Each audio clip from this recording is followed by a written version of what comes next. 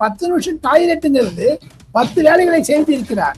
உள்ள இருந்துட்டு டிஆர் பாலு கிட்ட பேசியிருக்காரு, கனிமொழி கிட்ட பேசியிருக்காரு, பாராளுமன்றத்தில் அமளி செய்யுங்கள் என்று. உள்ள உட்காந்து அந்த 10 நிமிஷத்துல வழக்கறிஞர்லாம் பேசிட்டு இவர் கார் நரம்பத்துக்கு முன்னாடி கோர்ட்ல கேஸ் போட்டாங்க. அது எப்படி 5 மணி நேரம் உட்கார வச்சுட்டு பெல் நிமித்தி விட்டாங்களே. அது விஜய் அவர்கள் ஒருவரால் தான் உதயநிதியை கைது செய்ய முடியும் என்பதை நிரூபித்து விட்டாரே. த்ரிஷாவையும் தண்ணி கொடுக்கறாங்க அப்படின்ற இரட்டை மீனிங் உள்ள ஒரு கருத்தை சொல்லி இவரே ஒரு அரேஞ்ச் பண்ணிருக்காங்க. எனக்கு கிடைக்கக்கூடிய தகவல் அங்கேருந்து ஒரு 25 பேரு த்ரிஷா என்று பெயர் சொன்னார்கள். ஆனாலும் அந்த 25 பேரையும் ஐடென்டிஃபை பண்ணிருக்காங்க தமிழ்நாடு போலீஸ்.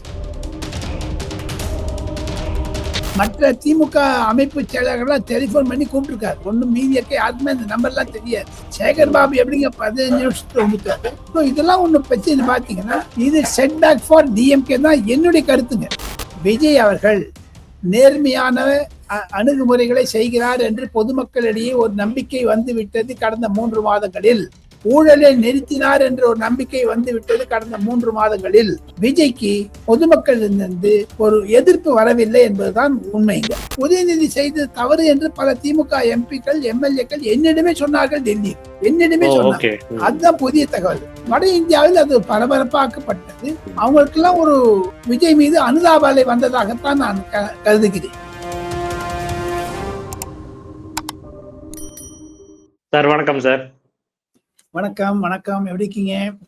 நல்லா இருக்கேன் சார். நீங்க எப்படி இருக்கீங்க? Fine fine.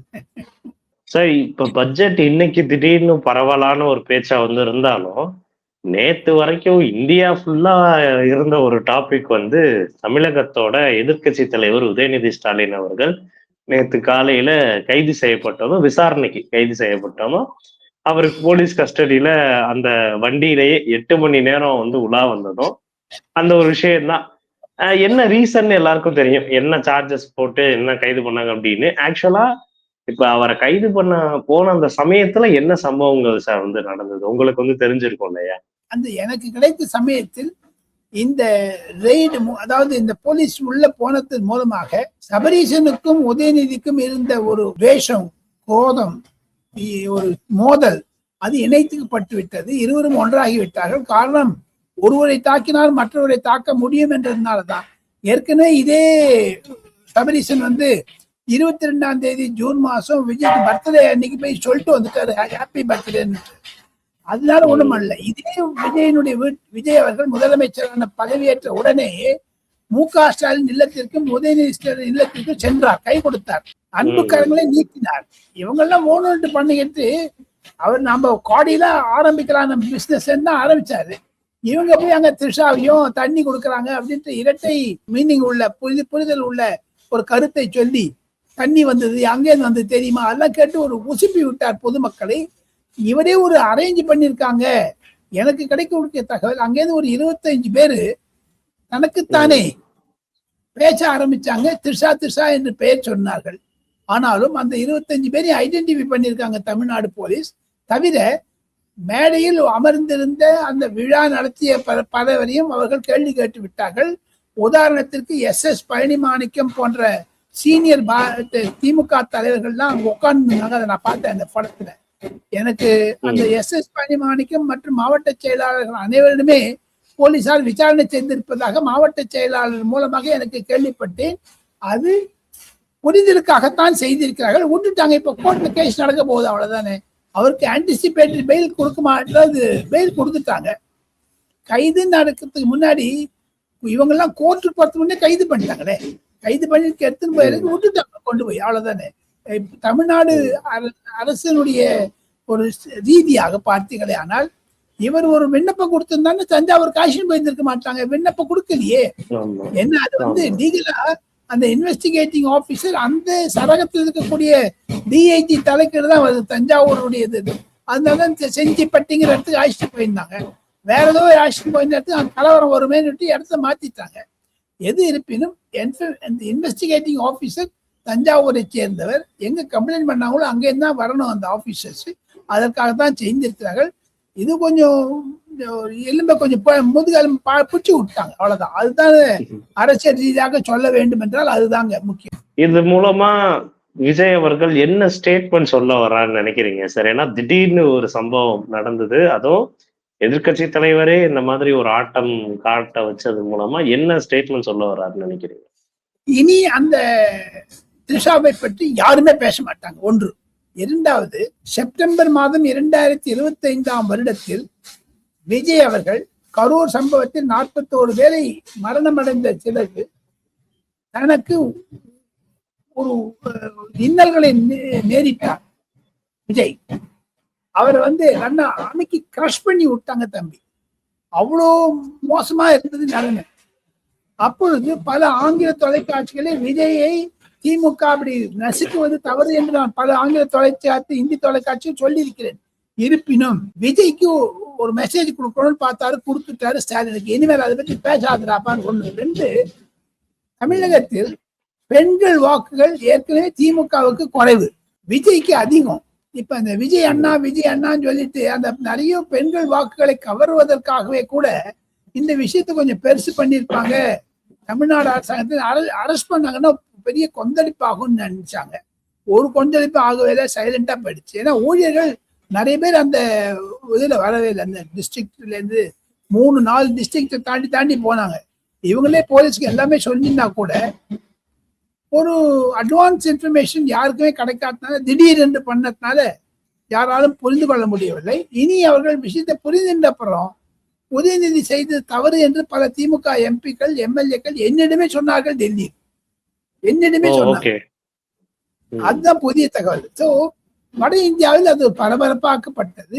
அம்மையார் நிர்மலா சீதாராமன் கூட அந்த டெலிவிஷன்ல வந்ததை அப்படியே 2 தரம் டெலிவிஷன்ல போட்டுட்டு வழக்கு சம்பந்தமாக பேசினதெல்லாம் கேட்டாங்க. அவங்களுக்கெல்லாம் ஒரு விஜய் மீது அனுதாப அலை வந்ததாகத்தான் நான் கருதுகிறேன். பாஜகவா இருந்தா கூட, கொள்கை எதிரியா இருந்தா கூட, தமிழ் வெற்றி கழகத்துடைய தலைவர் யாராவது ஒருத்தருக்கு ஒரு இடையூறு வந்தால் அனைத்து கட்சியும் ஒன்றாகிற மாதிரி பண்ணியிருக்காங்க. என்னை பொறுத்த மட்டும் ஒரு மாரல் சப்போர்ட்டா தான் இருந்திருக்காங்க நிறைய பேர் சீஃப் மினிஸ்டர். திமுகக்கு இது பாசிட்டிவா இல்ல சரிவா பாக்குறதா சார்? ஏன்னா நிறைய பேர் கலைஞர் அவர்களோட அரெஸ்டோட எல்லாம் கம்பேர் பண்றாங்க. கலைஞரை அரெஸ்ட் பண்ணதுக்கு அப்புறம் அது அனுதாப அலையா மாறிச்சு. அப்ப அந்த மாதிரி உதய அரெஸ்ட் பண்ணது அனுதாப அலையா மாறும் அப்படின்ட்டு திமுக காரங்க சொல்றாங்க. இதை எப்படி பாக்குறது? இது திமுகவிற்கு சரிவைத்தான் ஏற்படுத்தும். பல ஆங்கில தொலைக்காட்சி விவாதங்களில் நான் சொன்ன மாதிரி பர்கர் தத்து என்று சொல்லக்கூடிய ஒரு முன்னாள் என்டிடிவியினுடைய ஆசிரியை, அந்த அம்மையாருடைய தொழில் குஷ்பு சுந்தர் என்னுடன் இருந்தார்கள். அவங்களும் சொன்னாங்க. மற்றும் பல ஆங்கில தினசரியில் பணிபுரியக்கூடிய தென்னிந்தியர்கள் அவங்க சொல்றாங்க, இது திமுகவிற்கு சரிவு ஏற்படுத்தான் படுத்தும். விமன் ஓட்ஸ் எல்லாம் அந்த தனியா போயிடும். விஜய் கிட்ட இருக்கிறது கன்சாலிடேட் பண்ணிட்டாரு. அது ஏன்னா பட்ஜெட்டை முதலாக வைத்து கொண்டு இது மாதிரியான ஒரு விஷயங்கள்ல சைட் ட்ராக் ஆயிட்டாரு விஜய் அப்படின்லாம் சொன்னாங்க. பட்ஜெட்ல பயந்தது திமுக தானே, ஒண்ணுமே பண்ணலையே. நாளைக்கு தானே பண்ணுவாங்க, அது வேற விஷயம். எல்லாரும் எதிர்பார்த்தது இன்னைக்கு அப்படி இருக்கும்னுட்டு. ஏன்னா இதே சட்டசபையில அம்மையார் ஜெயலலிதாவுடைய தலைமையெல்லாம் பிடிச்சி இழுத்துதான் செஞ்சிருக்காங்க இல்லையா? அப்போ சீஃப் மினிஸ்டருடைய கையில இருந்து பிடுங்கி இருக்காங்க பேச்செல்லாம், கருணாநிதியுடைய பேச்சுக்கெல்லாம் பிடுங்கி இருக்காங்களா, அதையும் நிலைப்படுத்த வேண்டும் அல்லவா? ஆக மொத்தம் ஒன்றாக வைத்து பார்ப்பீரையானால் இது ஒரு அரசியல் ரீதியாக இருக்கக்கூடிய பட்ஜெட். இதிலிருந்து எங்களுக்கு ஒன்றும் பலன் கிடைக்கல, எங்களுக்கு எதுவுமே கிடைக்கலன்னு சொல்றது தமிழகத்திற்கு செய்யக்கூடிய துரோகமாகத்தான் நினைக்கிறேன். திமுக செய்வது தமிழகத்திற்கு செய்த துரோகம். நேற்று நடந்த விஷயத்தில் திருசாவை அந்த அவர் உதயநிதி இரட்டை வேடத்தில் பேசியது ஒரு துரதிருஷ்டமாக கருதுகிறார்கள். எது இருப்பினும் திருசாவை மையமாக கொண்டு ஒரு பக்கத்தை நம்ம உதயநிதி அந்த சினிமா எல்லாம் அட்வான்ஸ் எல்லாம் கொடுத்துட்டு அந்த அம்மா வராது இருந்ததும், விஜய் அவர்களுக்கு அந்த ட்ரெட் ஜெயின்ட்ல இருந்து சினிமாவுக்கு வராது அந்த கோபத்தை தான் இவங்க பண்றாங்களோ, இது சினிமா அரசியலும் தமிழக அரசியலில் ஊடுருவி விட்டதோ என்ற எண்ணம் பல ஆங்கில ஆசிரியர்களுடைய மனதில் இருக்கிறது. இன்று டைம்ஸ் ஆஃப் இந்தியால தலையங்கம் கூட எழுதியிருக்காங்க. அதை பற்றி விஜய் அண்ணாவை வாழ்த்தி அதே சமயத்தில் உதயநிதியும் திட்டி இருக்காங்க. சார், இவர் அந்த பாத்ரூம்ல டைம் கேட்டு கொஞ்ச நேரம் இருந்தது பயங்கர ட்ரோல் மெட்டீரியலா இருக்கு. அந்த வீடியோஸ்லாம் கூட பார்த்திருப்போம். அது நேஷனல் லெவல்ல ட்ரோல் மெட்டீரியல் ஆயிருக்கு. அதெல்லாம் பார்த்தீங்களா? ஒண்ணே ஒண்ணுங்க, அவர் வெளில வராதது ஒண்ணு. உள்ள பாத்ரூம்ல இருந்தாலும் சாப்பிட்டுட்டு இருந்தாலும் பிரேக்ஃபாஸ்ட் சாப்பிட்டாலும் தெரியாது. உள்ள இருந்துட்டு நான் கேள்விப்பட்ட வரையில் டி.ஆர். பாலு கிட்ட பேசியிருக்காரு, கனிமொழி கிட்ட பேசியிருக்காரு, பாராளுமன்றத்தில் அமளி செய்யுங்கள் என்று. பாராளுமன்றத்தில் அமளி செய்தார். உள்ள உட்காந்து அந்த 10 நிமிஷத்துல வழக்கறிஞர்லாம் பேசிட்டு இவர் கார் நிரம்புறதுக்கு முன்னாடி கோர்ட்ல கேஸ் போட்டாங்க. அது எப்படி? ஆக மொத்தம் அந்த 10 நிமிஷம் டாய்லெட்டுங்கிறது 10 வேலைகளை செய்திருக்கிறார். அப்பொழுது இவர் உண்மையிலேயே சொல்ல வேண்டும் என்றால் அவருடைய தொலைபேசியை, கைபேசியை தமிழக போலீசாருக்கு சரண்டர் பண்ணுவாரே ஆனால் அந்த 10 நிமிஷம் எங்க இருந்தாங்க தெரிஞ்சு போடும். இவர் மற்ற திமுக அமைப்பு செயலாளர்கள்லாம் டெலிபோன் பண்ணி கூப்பிட்டுருக்காரு. ஒன்னும் மீதியக்க யாருக்குமே அந்த நம்பர்லாம் தெரியாது. சேகர் பாபு எப்படிங்க 15 நிமிஷத்துல வந்துட்டாரு. சேகர் பாபுக்கு விரோதமாக இருக்கக்கூடிய அந்த பரந்தாமன் எப்படி வந்தாரு? பரந்தாமன் வழக்கறிஞர் தானே, அவரால் தானே வெளில வந்தாங்க. இதில் ஆர்.எஸ். பாரதி ஒண்ணு கை பார்க்கலன்னுட்டு ஆர்.எஸ். பாரதி விடுதலை ஆன பிறகு பேச ஆரம்பித்தார். ஸோ இதெல்லாம் ஒண்ணு பிரச்சனை. பாத்தீங்கன்னா இது செட் பேக் ஃபார் டிஎம்கே தான் என்னுடைய கருத்துங்க. சார், இப்ப இந்த காவிரி பிரச்சனை வந்து பெருசா போயிட்டு வந்திருக்கு. விஜய் அவர்கள் போயிருக்க வேண்டியது, அது வந்து அதுக்கப்புறம் அவரே டி.கே. சிவகுமாரே கர்நாடகா முதலமைச்சர் வேணாம்னு வந்து சொன்னாரு. இது எங்க போய் வந்து முடியும் சார்? இப்ப மழை பெஞ்சதுனால தண்ணி திறந்து விட்டுருக்காங்க.